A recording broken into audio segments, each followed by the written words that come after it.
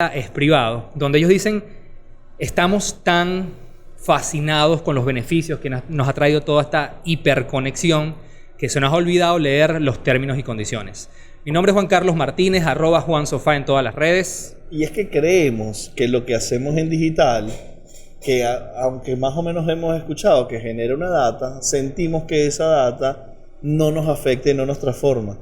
Vamos a conversar sobre esto y cómo ya está demostrado el uso de la data para diferentes acciones. Mi nombre es John Da Silva, @JohnSnack, y nos acompaña el señor Luis Carlos Díaz en el día de hoy. Luis Carlos, y además un placer estar con los dementes, porque en internet la gente genera contenidos, está activa, comparte información, cumple el sueño de libertad, de poder, de muchísimas cosas, pero en paralelo va dejando un rastro, una traza de datos que, si son analizados, significa también mucho poder para empresas y para gobiernos. ¿De qué va el documental, Juan? Yo creo que el documental en verdad abarca muchos temas, pero en verdad está, si ves la premisa, de que nada es privado, está partiendo precisamente de decir, uno, la cantidad de data que se está generando hoy en día en todo lo que hacemos en los entornos digitales y realmente las consecuencias que puede tener un mal uso de esa data.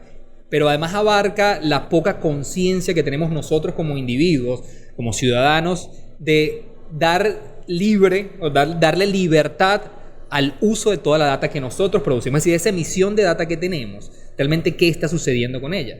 ¿Qué responsabilidad tenemos como individuos y qué responsabilidad tienen las empresas y los gobiernos? Pone foco en el caso de Cambridge Analytica, sí, de ahí parte, que analizamos en el documental, en el reportaje que hicimos hace un tiempo, en este video de YouTube, que en algún lado aquí vamos a poner el link, o ya abajo en la descripción, sobre la utilización sin consentimiento de la data de muchos usuarios de Facebook, extraída de Facebook, con un análisis psicológico para manipular la intención de voto, tanto en elecciones de Estados Unidos, ganada por Trump, como en la elección del Brexit, como en múltiples países y muchas elecciones. Entonces, ¿cómo la data nos puede manipular?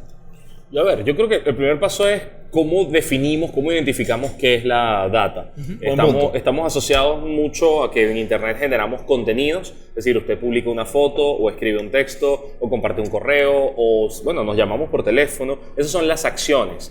Pero estamos hablando de datas como la posibilidad de captar, de acumular estos insumos que los individuos van generando, y también los que tienen que ver con su comportamiento, horas de conexión, minutos que duró la llamada, ubicación geográfica, cantidades de cosas que la gente no se está dando cuenta que están siendo captados de forma masiva y remota por muchas empresas. Vamos a hacer esto digerible. Yo me metí en Facebook. Facebook me dice, John, ¿tú quieres ser parte de Facebook? ¿Cómo te llamas tú? Me pide mi nombre. Y me pide además características de género. Sí.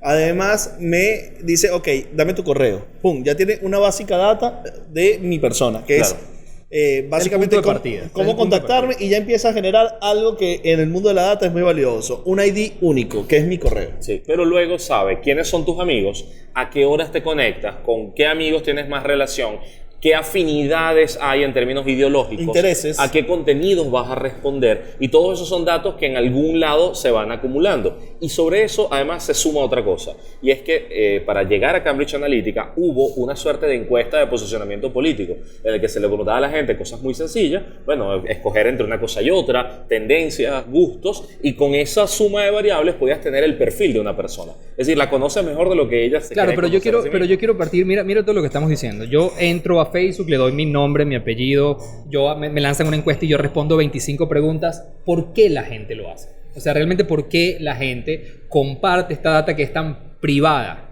Es decir, hay un beneficio intrínseco, porque sí, yo lo decía al principio. Hay una frase que a mí realmente me encanta, que es cuando dice, estamos tan fascinados por los beneficios que hoy en día nos da la hiperconexión o todas estas plataformas, que se nos olvida leer los términos y condiciones. Cuando nosotros vemos el tema de Cambridge Analytica, ¿cuál fue el problema real? El problema real fue que una compañía comenzó a utilizar esa data de una manera en que no es como el uso correcto. Es decir, yo puedo utilizar esta data para hacer publicidad, te dice Facebook, sí, pero lo que tú no puedes hacer es agarrar esta data, vendérsela a compañías para luego sacar modelos de predicciones de por quién quisiera votar. Que Facebook no le vendió esa data a Cambridge, sino que Cambridge hizo un modelo... Una falla de seguridad. Una falla de seguridad. Cambridge la captó y en sus plataformas fue donde lo utilizó. Pero hay como un par de cositas que me gustaría despejar. cuando uno le da me gusta a una fotografía o a un comentario en Facebook, allí se está generando data también. Sí. Porque la gente entiende que la data es, le di mi dirección a alguien o le di mi teléfono. No, esa es parte. Pero, por ejemplo, cuando yo le doy me gusta a una foto de gatitos, yo ya le estoy diciendo a Facebook, oye, Facebook, a mí me genera cierta sensibilidad e interés los gatitos. Y si luego le doy me gusta a una foto de un proceso de preparación de ramen, Facebook sabe que a mí me gusta la preparación de ramen. Y a partir de ahí empieza a construir. Y hay una teoría, dicha por Cambridge Analytica, entre otros, que dice, para analizar 250 interacciones, o me gusta, o comentarios o compartir en Facebook, las plataformas o los algoritmos son capaces de conocerte mejor que tu esposa familia, sí, o que tu mamá. Sí. Es decir, cada vez que yo tengo una reacción en Facebook, le estoy dando data para poder predecir o entender a las personas. Claro, eso me lleva a mí, que para mí realmente ahí es donde radica el verdadero interés de las compañías. Porque ese dato que tú estás comentando fue hace 3, 4 años. O sea, sí. Yo hace 3, 4 años sabía que con 250 puntos de contacto, de contenidos que tú has estado expuesto, yo puedo predecir tu interés político, que te gusta, que no te gusta, solamente con 250 puntos de contacto. Imagínate hoy en día, 3 años después. Que puedes tener miles. Porque la realidad es que tú ahí dices, con un like yo puedo saber mucho de unas personas, pero nosotros estamos generando data y en la misma manera cuando no estamos haciendo ninguna acción. Nosotros sí. Ahorita aquí conversando, estamos generando data de dónde estamos ubicados, porque todos tenemos un dispositivo celular encima. Yo estoy generando data por lo que estamos grabando y esto luego va a salir. O sea, hay una cantidad de data que se está generando aún cuando no hacemos acciones sociales. Claro, porque si yo tengo un motor de lectura, yo sé que Juan Carlos y Luis están hablando sobre la data. Entonces ya puedo saber que a ellos les interesa la data. Y yo creo que la obsesión de las compañías es cómo yo constantemente doy más beneficios para obtener más información de las personas. Lo que tenemos es que la captación de datos se hace más sexy y llegas al punto en el que la gente te la regala, te la da. El caso más reciente es FaceApp, donde la gente, a cambio de obtener una fotografía de sí mismo más viejo, estaba dando su propia imagen, detección de rostro, horas, lugares de conexión, amigos, personas en común, likes, o sea, toda una cantidad de información que además no sabemos qué va a pasar con ella. Yo recuerdo que durante FaceApp, John hizo en su cuenta hizo un análisis de lo que estaba sucediendo y mucha gente inclusive se tornó en contra. E inclusive dicen, no vale, pero deja tu drama. O sea, esto es para entretenernos. Y me da risa porque una semana después sale un tweet que lo vamos a compartir aquí en este momento de una persona que hace un print, un capture de los términos y condiciones de FaceApp. Palabras más, palabras menos. Lo que FaceApp está diciendo, mira, con esta información nosotros vamos a poder predecir una cantidad de cosas con tu rostro. Es decir, yo puedo agarrar y poner mañana una foto porno de John, lucrarme de eso y no tienes ningún derecho a reclamar. De por vida. De por vida. Yo puedo hacer con tu información lo que yo quiera. Y todos que hicieron, todo el mundo compartió su foto. Además, porque sabían, no, porque no son conscientes de lo que se puede hacer con esa data. Además, todas esas imágenes alimentan un algoritmo que tiene mejor capacidad de predecir, de interpretar rasgos faciales que no sabemos para qué va a ser utilizado. Sí. De hecho, fíjate, hubo gente que tomó fotografías viejas de los años 70, 80, se las dio a FaceApp para que FaceApp mostrara la foto vieja, es decir, lo que vendría a ser actualmente, y luego ponían ellos su foto actual para decir, no se parecen. Es decir, el algoritmo no funciona, pero resulta que tú les estás dando más información para que funcionara mejor. Claro. O sea, estás perfeccionando. Es tan brillante, Luis, porque a mí una de las sistema. cosas que yo de estos casos me llama mucho la atención es que una de las cosas en términos de tecnología más costosas hoy en día para hacer es entrenar algoritmos. O sea, tú necesitas muchísima data. Y esta fue una manera masiva de entrenar un algoritmo, dándole a cambio la gente entretenimiento, pero además, y luego esa información me queda a mí y yo puedo hacer lo que quiera. Claro. Yo me puedo lucrar con esa información. Ahora, más peligroso que FaceApp es la propia Facebook, que como plataforma tiene muchos más años, ya tiene más de una década de nuestra historia, ya tiene muchísimas cosas. Google, que es la madre de todo. Amazon, que sabe pero déjame retar cómo eso. Estamos. Y hay muchos más. Déjame retar eso. ¿Por qué Amazon es Amazon? ¿Por qué Google es Google? ¿Y por qué Facebook es Facebook? Ellos tienen una razón clara de sus inicios que se ha venido transformando en los últimos tiempos, que ellos dicen, ok, yo hago este tipo de análisis porque su razón comercial es vender publicidad a grandes anunciantes. Sí. Entonces, ellos dicen, yo a nivel que más sepa de los anunciantes, de las personas, mejor capacidad tengo de segmentar. Es decir, de agrupar intereses y gustos para que los anunciantes sean más eficientes en mi plataforma que en cualquier otra plataforma. Estamos hablando de una industria de $1 billón de millones de dólares. O sea, estamos hablando de la gran industria, que es la industria de la publicidad, que ya hoy día Facebook y Google son los grandes dueños globales de esto. Esa es su visión. Es decir, Google le dice y Facebook le dice al mundo, yo recojo data y utilizo data segmentada, no estructurada, que quiere decir, yo nunca voy a llegar al usuario final, para que anunciantes puedan segmentar publicidad y de ahí yo gano dinero. Es decir, nos están diciendo para qué van a utilizar nuestra data. Ahora, el problema que sucede con Facebook fue que permite que otras compañías utilicen la data. No tuvo la y infraestructura no tiene correcta para proteger la data. Pero entonces yo sé de Facebook y de Google, por lo menos legalmente y teóricamente, para qué van a usar mi data. Claro. El problema es cuando no lo sé. Y el problema es si a ellos se les ocurre usarla de otra forma, porque ya sabemos de presiones de gobiernos que le están pidiendo a Facebook y Google la data para hacer. Pero yo creo que en ese punto, John, la realidad es que estas grandes compañías tienen la capacidad de poder, porque como lo hablábamos al principio, yo creo que todas estas compañías lo que tienen y el valor que tienen estas compañías y valen lo que valen es porque ellos tienen la capacidad de predecir con exactitud el comportamiento de las personas.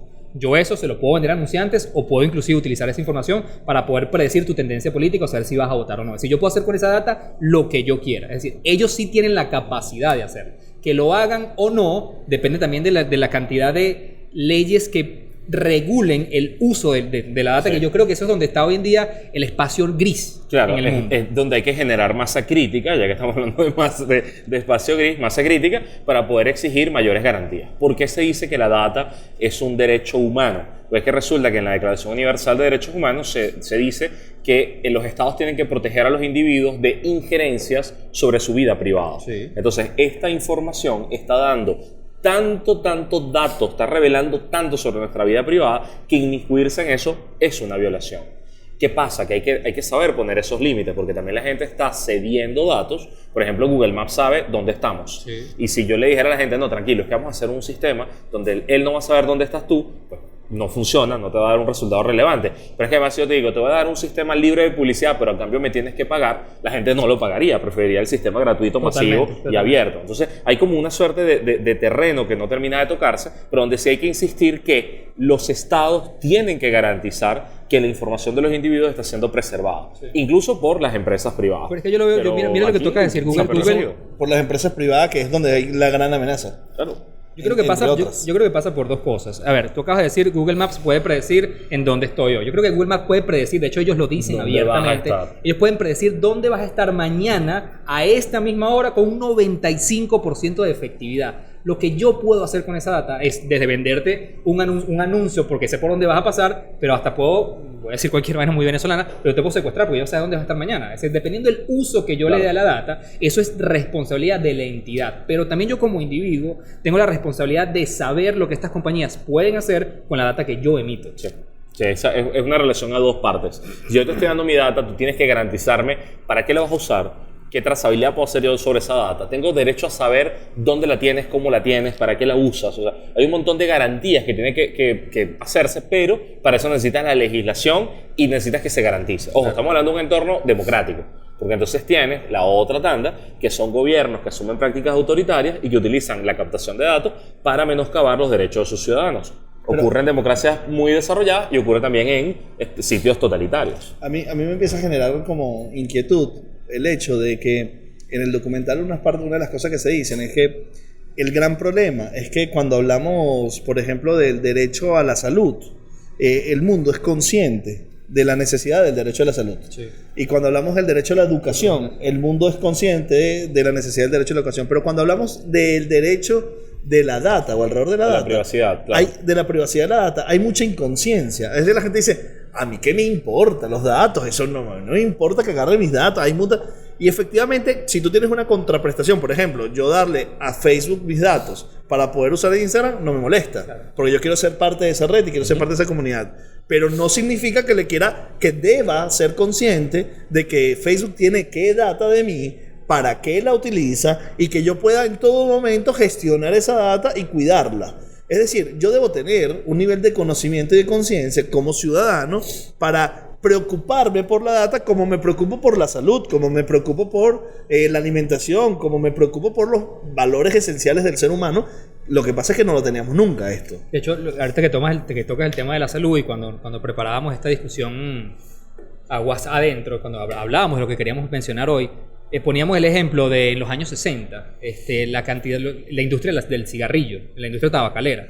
En esa época, de hecho, hay una serie que a mí me encanta, que es una serie que es Mad Men, y esa serie realmente logra captar la esencia de la agencia de publicidad para esa época, y cuando tú ves cualquier escena de esa serie, todo el mundo está fumando. Es decir, el fumar era un acto cool durante los años 60, y el individuo no sabía el daño que eso le estaba produciendo. Se fumaba es lo que tú dices hoy en día. Se fumaba frente a niños. En todos lados se fumaba. Entonces tú ves escenas de madres con sus hijos en la mesa y todo el mundo fumando. Es decir, si tú haces la analogía con hoy en día, con el tema del uso de la data, hay una cantidad de usos que estamos haciendo que capaz dentro de 10 años decían, verga, había personas que le daban esta información a las compañías. Ahora, ¿qué sucede en el año 2019 con la industria tabacalera? Cuando tú vas a comprar una caja de cigarro, pasan dos cosas. La persona que compra la caja de cigarro está totalmente consciente de que el fumar me hace daño. Pero la industria tabacalera está obligada a colocar en la caja una foto de unos pulmones totalmente dañados y que te dice, si tú compras esta caja de cigarros, te puedes morir en 5 años. Es decir, ahí está la responsabilidad individual de saber que el daño que me genera, y luego está la responsabilidad de las organizaciones y compañías de decir, hay leyes que protegen esto. Sí. Ahora, llegamos a un punto en el que pasa por qué es importante preservar esta data. Lo primero, por el tema de la privacidad, pero luego, porque el caso Cambridge Analytica sí demuestra cómo la perversión del uso de datos totalmente transforma el mundo. No sé si es para este episodio u otro, pero pensar que ahora puedes segmentar a la gente te permite que ya no vas a hacer comunicación masiva, sino solamente comunicación a aquellos que puedas manipular, aquellos que puedas cambiar de opinión, y eso cambia toda la relación. Claro, y hay que definir algunas cosas para que la gente pueda entender esto de manera simple. Cuando tú quieres vender un producto y dices, esta botella y este vaso de agua es maravilloso porque resiste, estás dando una información a la cual la gente puede recibir o no. Eso es publicidad. Cuando tú transmites un ideal, una forma de pensar e informas esa forma de pensar, es propaganda, cuando estás divulgando ideas o conceptos. Cuando tú sabes las debilidades de una persona, sabes sus miedos, sabes sus preocupaciones, sabes sus intereses y lo utilizas y transformas tu mensaje para que ellos lo capten, eso es manipular. Eso es manipulación total. Y eso es muy diferente. Es decir, si yo sé que una persona es insegura porque le da miedo el vidrio y que el agua no le gusta tomarla, y yo manejo eso y le quiero vender el vaso de agua, le empiezo a decir, no, le empiezo a dar otros argumentos sabiendo esa información, y ya no le estoy dando información, sino la estoy manipulando. Y ese fue el problema en Cambridge Analytica.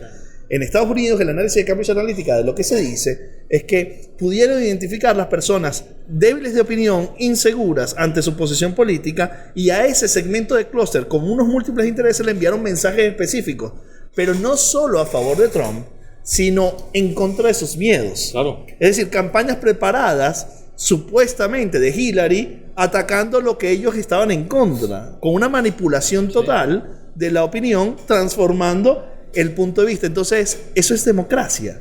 Eso debilita la democracia. Totalmente. Es decir, en el fondo termina debilitando la democracia. Y por eso cuando uno hacía diferencia y que, bueno, las empresas y los gobiernos, ¿qué pasa cuando en las campañas las empresas permiten que llegue al poder un mal gobierno, que se tomen malas decisiones? Pues en el fondo se debilita todo el sistema, se empobrece la capacidad de toma de decisiones, y eso en el fondo atenta contra la democracia. Y entonces, eso naif que decimos, pero que tiene que utilizar mi cara cuando lo vea ahí. Si entonces, por ejemplo, en China se utilizan los datos faciales para identificar a los manifestantes para meterlos presos, empieza a tener problemas la sociedad por la identificación facial, por ejemplo, porque imagínate una protesta normal, legal, oficial, que pueda hacerse en un país por exigir derechos, haya tecnología de identificación facial para detener a esas personas y meterlos presos en un ente privado. Es decir, las amenazas que tiene la sociedad por el uso de la data no son naif y no son ingenuas. Tenemos que dejar de ser como minimizar el tema, porque conversando con muchas personas de estos, siempre la respuesta es la misma. Es decir, pero no seas dramático. Yo no creo que estas compañías, en verdad, con los datos que yo le doy, mi correo electrónico, pues la gente a veces no es consciente de toda la data que genera. Claro. Con mi correo electrónico o cual donde puedan realmente tener la capacidad de manipularme. Y hay una frase también del documental que a mí me encanta, donde una de las personas que está luchando por estos derechos dice, es que el problema real radica es que la gente no termina de entender que la propaganda funciona. Y la historia lo ha demostrado. Y realmente estas nuevas capacidades tecnológicas es como decir propaganda en esteroides. Sí, y de hecho decir eso desde un entorno como el venezolano, donde el Estado capta data y además la capta por la fuerza, es rudo. Cuando digo que se capta por la fuerza es cuando la gente se le somete para que tenga que registrarse en una base de datos gubernamental para poder recibir alimentos, medicinas y otros beneficios estatales, pues básicamente el Estado te está obligando a que seas vulnerable ante él. Claro. Y esa vulnerabilidad se explota en un momento electoral. Caso como ese era las bases de datos de gente esperando vivienda, que casualmente se hicieron meses antes de una elección, para después llamarle y decir, ¿te acuerdas que estás esperando una vivienda? Bueno, mañana se vota. ¿Sabes? Claro. Sabemos que fuiste a votar, sabemos que no fuiste a votar. Ahí hay un uso muy, muy directo. Claro, Venezuela es una distopía, pero incluso en sociedades más democráticas vemos esta perversión. Y lo pienso del lado también de las marcas. Por ejemplo, yo decido comprar un producto. ¿Cuán manipulado estoy por una marca? ¿Cuánto de lo que yo supongo que es una verdad absoluta hoy, no sé, como que tal político no está no está bien lo que hace y no está bien lo que dice, puede ser producto de una manipulación intencionada que se hizo a la población? Porque lo que yo sí creo con el tema de la data, vuelvo, insisto, que no es la estructura, o sea, la data no estructurada. Es decir, yo no creo que yo como individuo, como persona, sea interesante para absolutamente ninguno de estos modelos, pero yo como parte de una sociedad sí. Es decir, no me va a afectar, probablemente no me va a afectar específicamente a mí como persona, pero a mí como mi entorno social sí. Entonces, ¿qué quieren que yo piense? ¿Qué desean que yo piense? ¿Y qué tipo de información me están haciendo llegar para que yo piense eso? Sí, creo que en el mundo de las marcas, capaz yo aquí voy a cometer un gran pecado, pero creo que en el mundo de las marcas yo puedo estar influenciado por una marca, por una estrategia que ellos pueden tener de repetición, de alcance, mostrar un mensaje, pero yo creo que una marca me manipula en el momento que tiene una cantidad de data mía y la utiliza a favor para venderme un chocolate o un agua. Claro. Yo creo que en el caso de las marcas... Pero Juan, hay casos comprobados sí. donde hay análisis previos de la industria farmacéutica, por ejemplo, de qué pasa si se genera una epidemia en X país, cómo manipula sus ventas. En esa industria ¿qué pasa si yo detono una sensación de temor alrededor de X para vender un producto? Es decir, si yo tengo información de un grupo poblacional muy importante, puedo gestionar ventas de productos a partir de esa data. Y eso puede ser farmacéutica ha pasado. Se sabe que pasa todo el tiempo. Imagínense, hay un ejemplo que yo tengo en clases por el tema de datos y fake news. Yo tengo una nota falsa que dice... el Papa Francisco dice que votar por Trump es malo. Entonces, claro, yo le planteo a los estudiantes que digan en qué contracampaña lo usarían. Y la mayoría dice que esa sería una perfecta fake news para católicos. Es decir, yo agarro a los católicos en Estados Unidos y les digo, tu Papa Francisco dijo que votar por Trump es malo. Entonces eso sería la campaña pro-Hillary para afectar a Trump. Y la realidad es que no. Ese tipo de información se utilizó para los protestantes que no estaban tan convencidos de votar por Trump. Y se les presenta a ellos, porque tienes el clúster protestantes, indecisos, militantes, no sé qué, y se le dispara a ellos para que sientan que es una injerencia, para que digan que se ha creído ese papa de Roma católico para meterse en este asunto. Ahora voto por el tipo. Claro, tú decías que es malo, ahora voto más por él. Entonces, eso sí es manipulación. Claro, es absoluta manipulación. Pero te das cuenta cómo la noticia falsa tampoco es masiva. No tiene por qué ser masiva. No necesita ser masiva. Solamente le llegas a quien necesitas cambiar. Y entonces el tema es, todo lo que hacemos tiene un trazo digital. Todo. Absolutamente todo. Y ese trazo digital lo debemos cuidar. O sea, debemos revisarlo, debemos saber lo que estamos haciendo. De hecho, hay un punto que en la conversación también me gustó muchísimo, y es que es parte de la responsabilidad individual disminuir, y este término me gusta muchísimo, es disminuir el trazo digital que generamos todo el tiempo. No si el trazo, es la cantidad de data que producimos todos los días. Y eso no tiene que ver con usar menos las plataformas. Por ejemplo, hoy en día WhatsApp genera menos trazo digital del que generaba hace 3 años. Pero el uso de WhatsApp ha aumentado. ¿Eso qué quiere decir? Muchas personas hace 2-3 años, seguramente todos lo recuerdan, empezaron a exigirle a WhatsApp, por todas las cantidades de conversaciones privadas que estamos teniendo, que tuviera un mejor cifrado. Es decir, que tuviera un cifrado de punto a punto. Es decir, toda la data que se está generando ahí adentro, en verdad nadie, ni el mismo WhatsApp, puede acceder a ella. Eso surgió de una cantidad de personas que demandaron a WhatsApp en su momento, Facebook en su momento, es que tuviera una mejor estructura de manejo de data. Eso garantiza que yo estoy generando menos emisión de data. Eso es responsabilidad individual de cada quien. Sí, o sea, la teoría ahí sí nos dice que WhatsApp no puede leer las conversaciones de la gente como sí podía hacerlo cuando funcionaba sin el cifrado. Entonces, lo que necesita uno como sociedad civil es garantías de que eso es así. Poder hacerle una auditoría, poder interpelar, poder revisar si eso funciona. Como por ejemplo con Signal, con la aplicación Signal, que es la que presta parte de su código para WhatsApp. Con Signal tú puedes hacer una auditoría del código. O sea, cualquier ciberactivista puede revisar ese código. Con WhatsApp no lo permiten porque es una empresa privada, todavía se reserva en una parte, pero por lo menos el nivel de confianza ha aumentado un poco. Sin embargo, WhatsApp sabe a qué hora te conectas, quizás puedes saber en cuántos grupos estás. O sea, todavía hay que ir controlando eso, pero efectivamente hay un cuidado mayor sobre los datos que se están generando. Porque el potencial de daño es enorme. Claro. Entonces, si se descuida, se desboca todo. En nuestra reunión antes de este podcast, hablábamos, Juan Carlos comentaba sobre el tema de cómo en los 60 y los 70, en plena Guerra Fría, todos los documentos que vemos de espionaje y de tratar de analizar hogares para obtener información, pasaba por sembrar micrófonos en las casas. The Americans, una serie de Netflix que me encanta, que trata sobre esto, lo demuestra muchísimo. Juan Carlos, tú decías el tema del caso de Nixon, de lo que impactó el hecho de que se metieran micrófonos en las casas, y ahora tenemos asistentes virtuales. Tenemos a Alexa o tenemos a Google Home, donde le damos instrucciones y le decimos cosas, le decimos Google, pon música, Google tal cosa, es decir, él está en constante escucha. Tenemos micrófonos todos en nuestras casas. Pagados por uno, instalados por uno, que usamos con todo gusto. Pero es que nuevamente volvemos a la raíz. Sexy. ¿Por qué yo no tengo problema con eso? Porque yo entiendo que tener un Alexa, tener un Google Home en mi casa me hace la vida más fácil. Es decir, hay un valor agregado tan poderoso que yo estoy dispuesto a que ese dispositivo escuche constantemente todo lo que estoy haciendo en mi casa.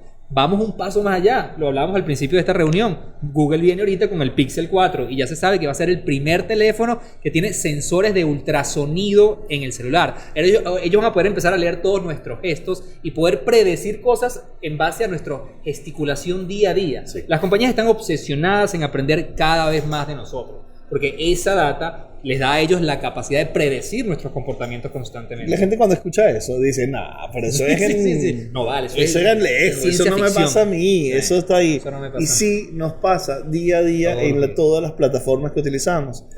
Probablemente lo que usted cree, lo cree porque alguien quiere que usted crea eso, claro. Y no necesariamente su reflexión su reflexión individual sobre ese tema. Y es que de hecho estamos financiando el desarrollo de ese tipo de innovaciones. Es el sueño porque lo estamos pagando para ellos, sí, lo estamos pagando. Yo creo que llevaría esto a un punto donde necesitamos una sociedad que exija más, sí. Una clase política que entienda de qué se tratan las tecnologías y pueda legislar para controlar esto, unos estados que se porten bien, o sea, que estén para garantizar derechos y no para menoscabarlos, y unas empresas que puedan bailar pegado en este juego, en este baile. Porque si no, si alguno se pasa de la raya, vamos a empezar a tener desequilibrio. Yo eso le sumo, Luis, como tú decías, una sociedad que exija más. Yo para poder exigir tengo que estar consciente de. Sí, por eso hay que educar. Hay un tema de educación muy poderoso que pasa por la responsabilidad individual que tenemos todos. Pero para educar necesitas también un empaque sexy. Sí, por ejemplo, Cambridge Analytica es una cosa que se está discutiendo desde hace ya 2 o 3 años, pero ahora vuelve a estar en el tapete porque se hace un documental bueno en Netflix. Es decir, se empaqueta algo, se le muestra a la gente como, mira, esto es importante, sí, y puede llevarse adelante. Y nuestra tarea un poco es no decirle a la gente que deje de usar las cosas que usa o que le tenga miedo, sino que seas consciente de eso. Sino que nos preocupemos un poco para enterarnos el impacto que puede tener eso en nosotros. Probablemente las organizaciones también deben pensar incorporar el tema del derecho de la data en sus discursos. No tengo ni idea qué organizaciones están trabajando en Venezuela alrededor del derecho de la data. Tal vez Luis. Espacio público es la más importante en este momento. Pero no hay legislaciones en Venezuela. No existen. No hay legislación de protección de datos. Y la persona o una de las personas que más sabe en Venezuela de ese tema no está aquí, sino que se fue a Chile. Se llama Marianne Díaz. Trabaja en Derechos Digitales, que es una ONG chilena que trabaja para toda América Latina. Todo el tema de acceso. O sea que para mí es como la garantía de que alguien se está formando para hacerlo bien. Y fue premiada por Michelle Bachelet hace poco justamente por defender derechos digitales en Venezuela. Es que yo creo que todos tenemos la obligación de cuidarnos a todos. Entonces sí, organizaciones, empresas, gobiernos se ponen de acuerdo en la estructura de cómo debemos respetar la data y utilizar la data, y además establecer protocolos de cómo son acuerdos comunes de la utilización de la data para legislar. Porque ¿qué pasa si yo siento que X compañía en Venezuela vulneró mis datos? ¿A dónde pongo la denuncia? ¿Bajo qué concepto pongo la denuncia? ¿Cómo me entero que pongo la denuncia? O sea, es decir, no tengo el aval político, el aval estructural, el aval legal como para poder llevar adelante esto. Y esto tiene que ser algo que desde ya tenemos que conversar y que desde ya tenemos que estructurar cada uno de los especialistas en sus áreas para tener una solución en el corto plazo de lo que es la protección de datos para el ciudadano. Es así, por eso sobre todo cuando hablamos de temas políticos, dice, bueno, pero eso es responsabilidad de los políticos allá, y yo creo que todos los cambios políticos parten desde la responsabilidad individual. Y yo creo que si algo nos queremos poner sobre la mesa en esta conversación es que hay como dos aristas. La primera es la responsabilidad que asumimos como individuos en todo el tema que tenga que ver con la data, para luego poder exigirle a las autoridades, a las empresas, a los gobiernos, que tengan las estructuras que realmente van a brindar la verdadera protección del uso de esa data. Sí. No queda más que decir por ahora. Queda mucho por hacer. Dale like para poder averiguar todo de ti y luego venderte el podcast que viene. Mi nombre es Juan Carlos Martínez, @JuanSofá en todas las redes. El señor Luis Carlos Díaz, @LuisCarlos en Twitter. Y John Da Silva, @JohnSnacks en Instagram. Llévenselo, vieja.